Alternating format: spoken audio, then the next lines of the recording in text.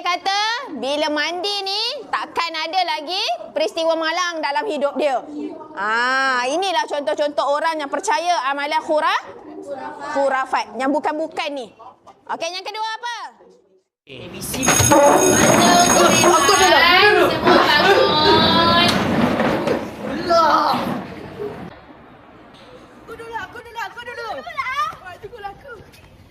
Sini aku. Makcik, mana makanan? Cepatlah. Aduh, pekak. Aduh, tak tiap.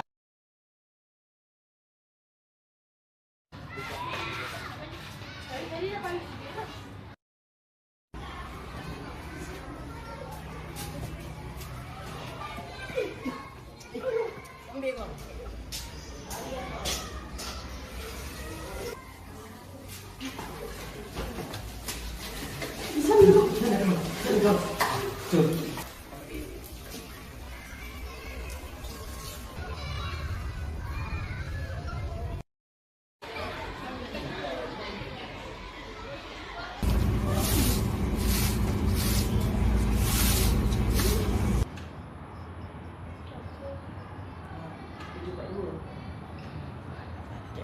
Baiklah, daripada perkataan ini anak-anak, kita dapat lihat perkataan lain.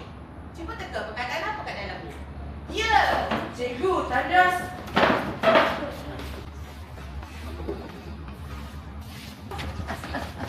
Kau minta tolong.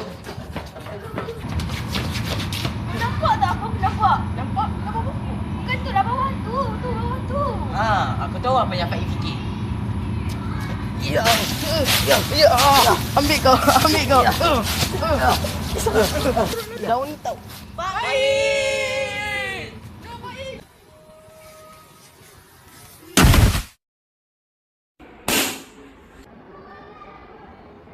Dah banyak kali kena tegur. Dah beri nasihat pun. Dah bagi peluang. Tapi setiap kali buat salah, cikgu tak terus hukum. Cikgu harap kamu sedar dan berubah. Tapi tak. Benda ni berterusan.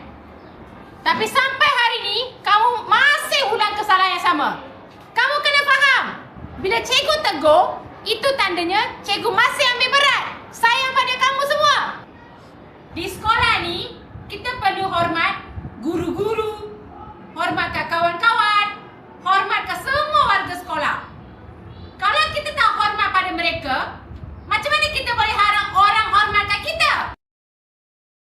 Sebab kamu dah buat berapa kali kesalahan, dah diberi peluang tapi masih tak berubah. Cikgu terpaksa ambil tindakan.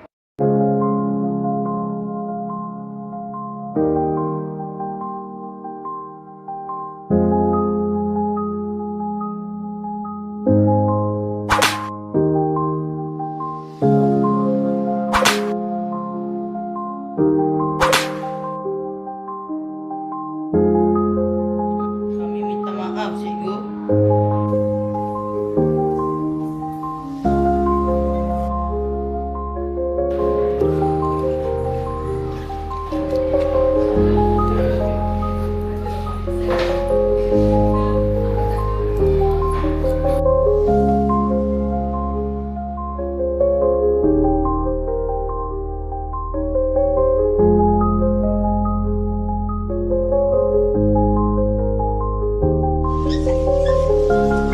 Najwan!